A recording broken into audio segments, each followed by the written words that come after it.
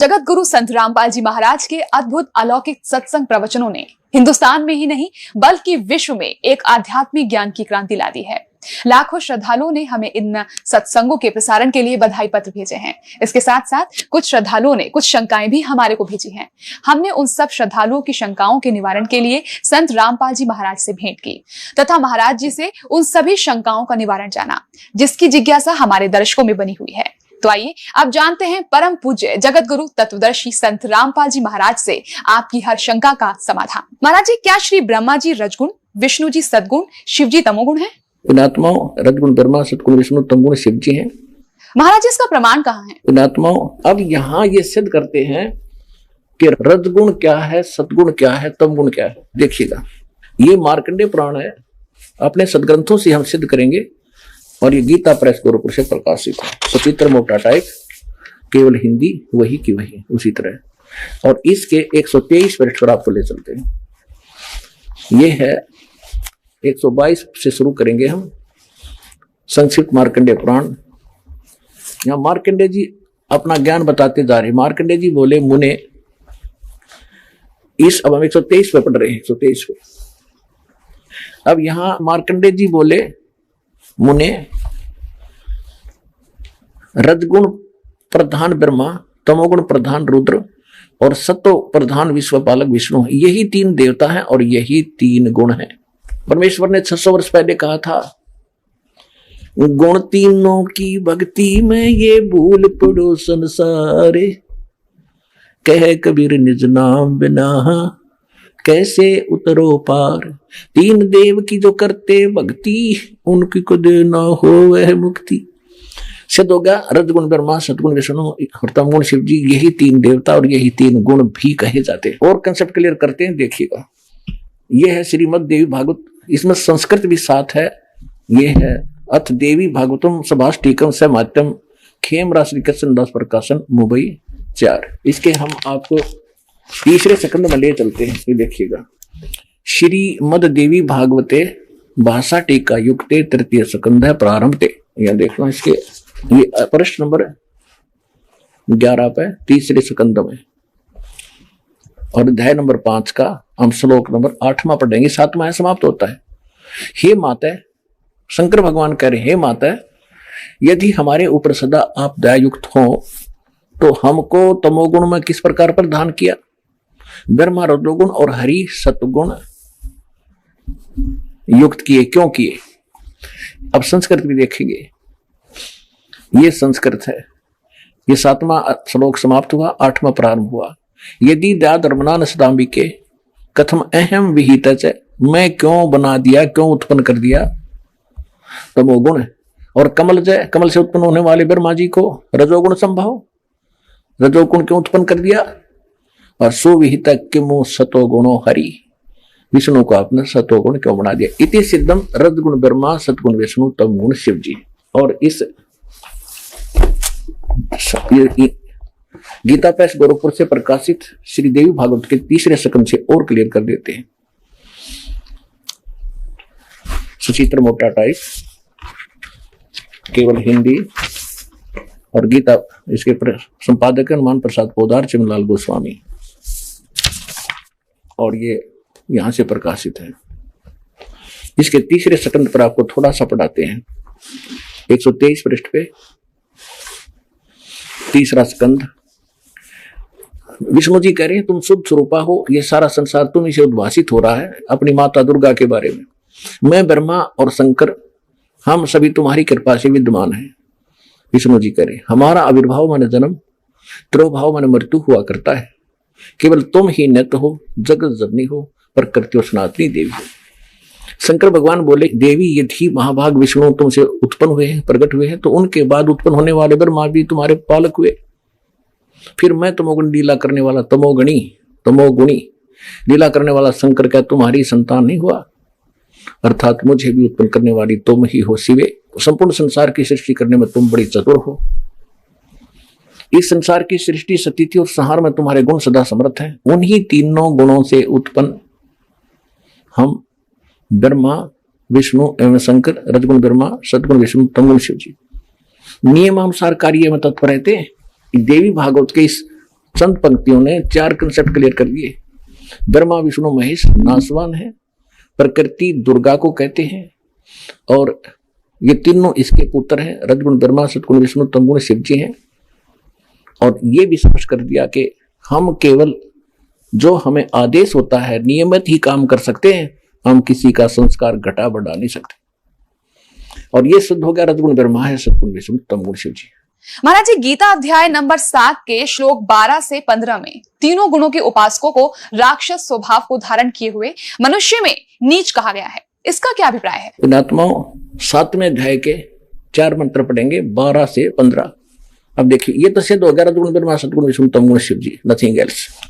ये देखिएगा श्रीमद् भगवद गीता अध्याय नंबर 7 का और श्लोक नंबर 12।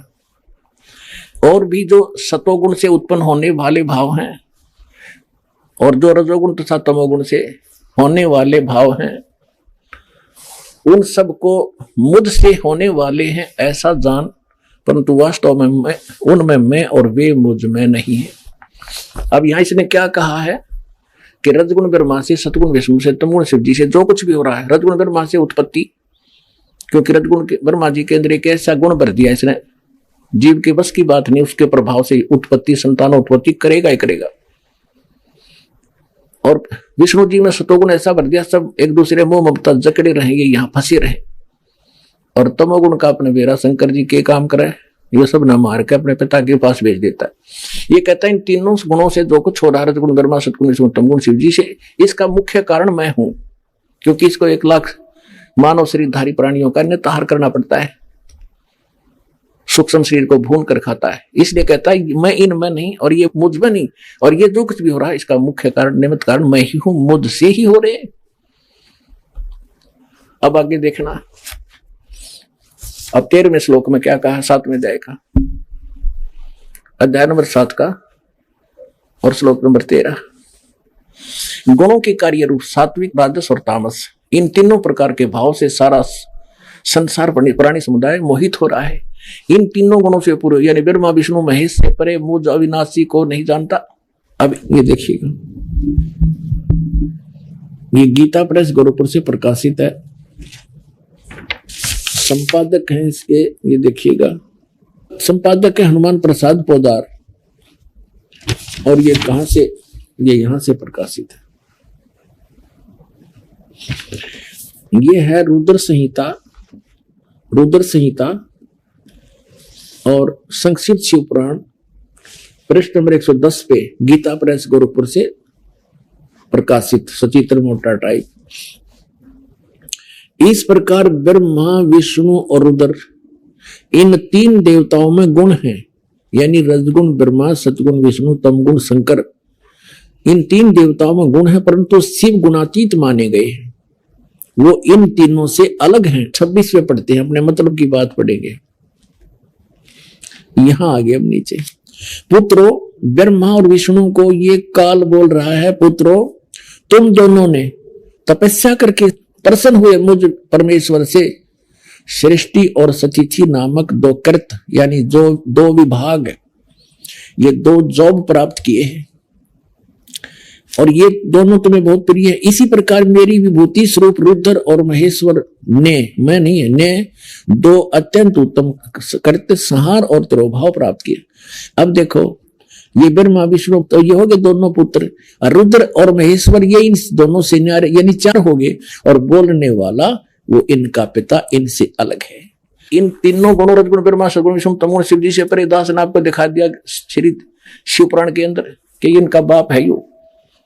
ये खुद कहता है ब्रह्मा विष्णु पुत्रो, तुमने 2 विभाग मेरे से प्राप्त किए हैं, इसी प्रकार रुद्र और महेश्वर ने प्राप्त किया, महेश्वर ने, तो ये 5वां है इनका बाप, ये बोल रहा है यहाँ पर। अब ये कहता है कि ये तीनों गुणों ब्रह्मा विष्णु महेश तक सीमित हैं, ये मुझे भी ना जानते, मेरी भक्ति भी ना करते। आगे देखो 7वें अध्याय का श्रीमद् भगवद गीता का 14वां श्लोक में क्या कहा है, क्योंकि ये अलौकिक अर्थात अति अद्भुत गुण भी मेरी माया, रजगुण ब्रह्मा, सतगुण विष्णु, तमगुण शिव जी द्वारा फैलाया गया जाल बड़ा खतरनाक है, ये दुस्तर है।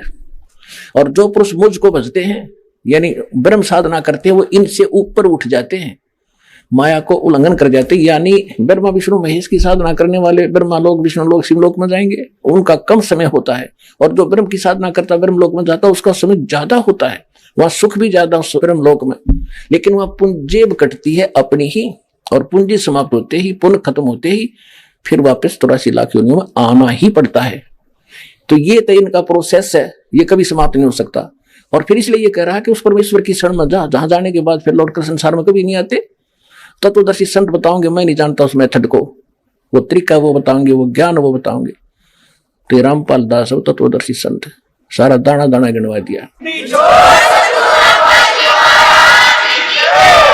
अब ये कह रहा है कि जो इनको छोड़कर ब्रह्मा विष्णु महेश को छोड़कर मेरी साधना करते हैं, इस माया ब्रह्मा विष्णु महेश से ऊपर उठ जाते हैं। जैसे मार्कंडेय ऋषि बंगाल की खाड़ी में तपस्या कर रहा था, वो नाम का जाप जपया था।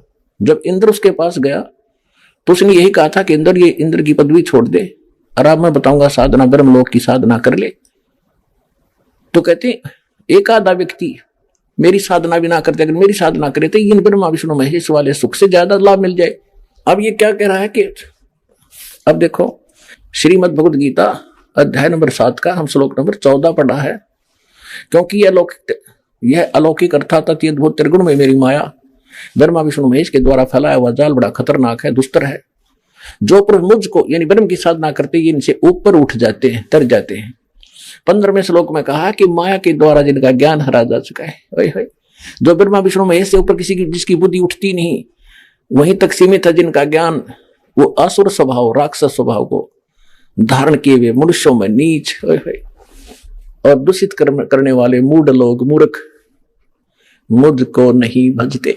पुण्यात्माओं, इस गीता के पठन मात्र से मोक्ष बताया करते, इसमें लिखे मात्र कराएंगे जब होगा मोक्ष तय। जो इसमें लिखा है ऐसे करेंगे तभी मोक्ष होगा, उसकी जानकारी आपको दी जा रही है कि इसमें यह लिखा है ऐसे करना चाहिए, 2 अक्षर की बात है, वह निर्णय। अब हम क्या बताया है कि ब्रह्मा विष्णु महेश की पूजा करने साधना करने वालों को राक्षस स्वभाव को धारण किया, मनुष्यों में नीच बुरे कर्म करने वाला, दूषित कर्म करने वाला मूर्ख क्यों कहा, ये थोड़ा संक्षेप में बताएंगे। जैसे हिरण्यकशिपु ने ब्रह्मा जी की उपासना की थी, विष्णु जी का दुश्मन मानना था अपने आप में, और ब्राह्मण भगत था, ब्राह्मण था, लेकिन कर्म से राक्षस, कर्म से ब्राह्मण होता है। कहते हैं हिरण्याकुश छाती तड़वाई और ब्राह्मण बना और कर्म कसाई। ब्रह्मा जी की भक्ति करी, वरदान पा लिया, सुबह मरू ना शाम मरू, फलान मरू ना दकड़ मरू। अपने पुत्र प्रहलाद का दुश्मन हो गया, वो भगवान की भक्ति करता था, अंत में राक्षस कहलाया और कुत्ते वाली मौत मारा गया, पाड़ कर फेंक दिया उसको पेट से। तो हुआ रजगुण का उपासक राक्षस कहलाया और कुत्ते वाली मौत मरा। फिर तमोगुण के उपासक थे श्री, जैसे तमोगुण शंकर भगवान के उपासक थे एक रावण, श्रीलंका के राजा, और रावण जैसी भक्ति थे शिव के उपासक 7 जन्म नहीं कर सकते, चलो यहां से काट के समर्पित कर दिया अपने देव के चरणों में। वर्क डन ये भगवान दे सकते हैं, उसका शरीर फिर दे दिया न्यू का न्यू, क्योंकि उसके सांस शेष थे, आयु शेष थी। ये आयु नहीं बढ़ा सकते, आयु केवल कबीर परमात्मा बढ़ा सकते हैं, परम अक्षर ब्रह्म बढ़ा सकते हैं। इससे खुश होकर शंकर भगवान ने उसको रिद्धि सिद्धि दे दी, फूल गया, राक्षस कहलाया और कुत्ते वाली मौत मारा गया। ये सर्वविदित है। कैसी बुद्धि भ्रष्ट हुई इसकी, पराई स्त्री को उठा लिया, शर्म नहीं आया सूरवीर होकर पराई स्त्री को उठावे, और फिर कैसे उसकी दुर्गति को प्राप्त हुआ। तो राक्षस था, 100 जोटियां का मांस खा जाया करता, 100 दारू के मटके, शराब के मटके पिया करता, खाकता फिर वो। तो कहते हैं तीनों गुणों की जो पूजा करते हैं उनकी बुद्धि ठिकाना आ ही नहीं सकती, वो राक्षस स्वभाव को धारण किए मनुष्यों में नीच दूषित कर्म करने वाले मूर्ख। भस्मागिरी नाम के एक तपस्वी थे, भगवान शंकर के उपासक। ये गिरी, पुरी, नागा, नाथ, कनपाड़े, ये सारे जो है शंकर जी के उपासक होते हैं। एक भस्मागिरी नाम का तपस्वी और भगवान शंकर के महल के सामने कैलाश पर्वत पे ऊपर न पैर नीचे न सिर करके भक्ति करने लग गया। 12 वर्ष तक खड़ा रहा।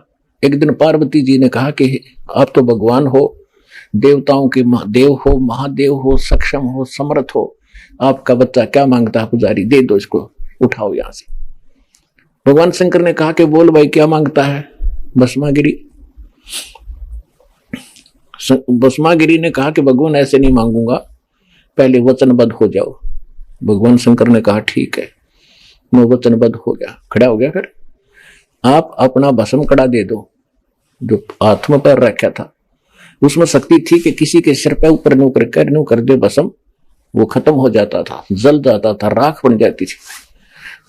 और भस्मागिरी के मन में क्या दोष था, भगवान शंकर का उपासक, कि भस्म कड़ा प्राप्त करके और पार्वती पे आसक्त था वो, पार्वती ने पत्नी बनाऊंगा और इस शंकर न मारूंगा। और इसको अमंतर्यामी कहा करते शंकर भगवान ने, खाक अंतर्यामी था, इसको बद्दी के को बदले का बैठा सामने, उसको अपना दुश्मन पाड़ दिया, निकाल के भस्म कड़ा दे दिया, ले भाई ले जा, अगले शंकर बोले होशियार, इसलिए मैंने यह साधना करी थी, तुझे मारूंगा और इसको अपनी पत्नी बनाऊंगा। हा हा हा हो गया राक्षस। आग आग भगवान और पीछे पीछे पुजारी, जाख काट उठा। जिसको हम अविनाशी कहा करते थे, शंकर भगवान अविनाशी, अविनाशी होता तो खड़ा रहता, कहा जा करे, मार के करेगा। कबीर भगवान थे अविनाशी, दरिया में गिर दिया गंगा के अंदर और तोब के गोले चला दिए, छींट तक नहीं लगी परमात्मा के। शेख तकी ने 10 टुकड़े कर दिए थे मालिक की रात ने, शरीर के तलवारों से गुंडे ले जाकर, और चलन लगे। जब खड़े हो गए परमात्मा और कहा शेख तकी आजा, चाय पानी पी के जाइए, पसीने आ गए थे उन गुंडा के।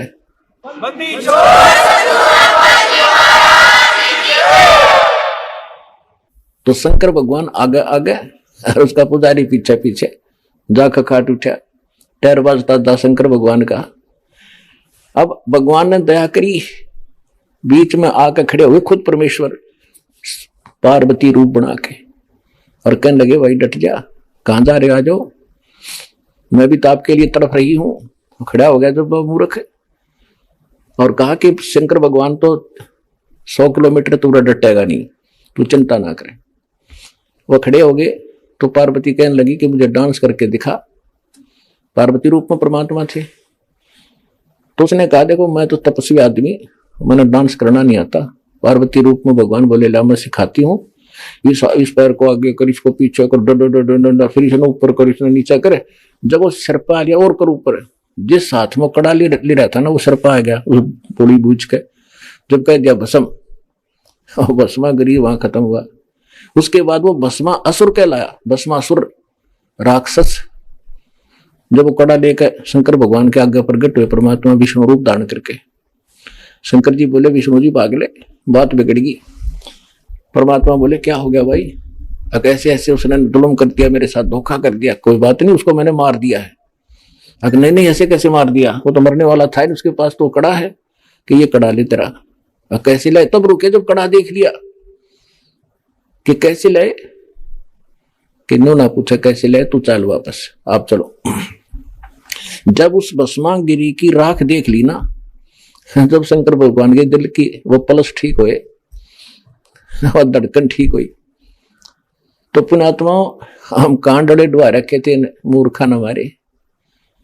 और परमात्मा कहा करते 3 देव की तो करते भक्ति, उनकी कदे ना हो भक्ति। अब विष्णु भगवान की और कथा सुना दूं।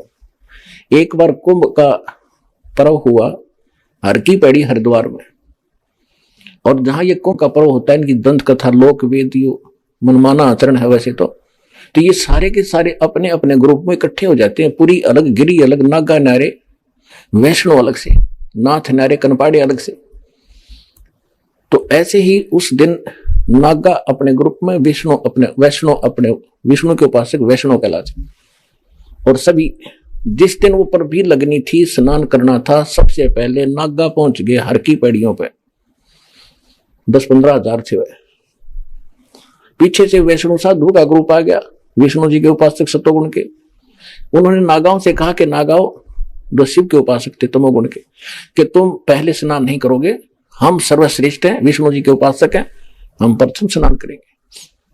नागा कहने लगे नहीं, हम सर्वश्रेष्ठ हैं, हम त्यागी और बैरागी, हम वस्त्र भी नहीं रखते तन पे, हम प्रथम स्नान करेंगे।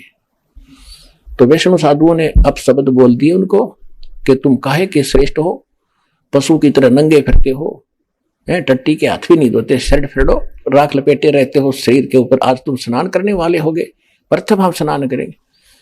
इसी बात पर उनका झगड़ा हो गया, कत्लेआम कर डाला उन्हें। 25,000 वो शिव ये त्रिगुण उपासक, ये ब्रह्मा विष्णु महेश के उपासक कट कर मर गए, कत्लेआम कर दिया 25,000। गंगा का पानी लाल कर दिया, वहां 100 बहा दी। तो सूक्ष्म वेद में कहा कि तीर तुपक तलवार कटारी, तीर तुपक तलवार कटारी, ये दर दर जोर बधावे हैं और हर पैड़ी हर हेत ना जाना, वहां जाते एक जलावे हैं। देखो कहते हर की पैड़ी कहो, भगवान का घाट स्थान बताते हो, और भगवान के घाट पर तुमने कत्लेआम कर दिया। तुम अकल है तुम्हारे अंदर? हर पैड़ी हर हेत नहीं जाना, भगवान में प्रेम नहीं तुम्हारा, और वहां जा तेग चलावे हैं और काटे शीश नहीं दिल करुणा, करुणा माने दया नहीं दुष्टों के, और ये जग में साधकवावे हैं। और जो जन इनके दर्शन भी करने जावे उन भी पाठ पढ़ावे हैं, उनको भी नरक पठावे। तो पुण्यात्मा, इसलिए गीता अध्याय नंबर 7 के श्लोक नंबर 12 से लेकर 15 में कहा कि इन तीनों गुणों की जो पूजा करते हैं, ये राक्षस स्वभाव को धारण किए हुए मनुष्यों में नीच दूषित कर्म करने वाले मूर्ख कहलाए हैं। 4 गाली इकट्ठी दे रखी गीता जी में। और वहां इतना चौड़ा रास्ता था हर की पैड़ी पे, और बैठ कर एक देखो, हम वैसे स्वाभाविक व्यक्ति भी कहीं स्नान कर रहा हो और कोई व्यक्ति आजा पाछे तक, मैं भी नहा लूं, आ जाओ आप भी नहा लो। आम आदमी से गिरा हुआ चरित्र इन लोगों का, और इनको साधु संत कहते हैं। तो इन तीनों गुणों के उपासक कहते राक्षस स्वभाव को धारण किए मनुष्यों में नीच दूषित कर्म करने वाले मूर्ख। तो इस प्रकार इनको 4 उपमा दी है। और पुण्यात्मा थारा तो भाग जा गया, अपना कल्याण करवा।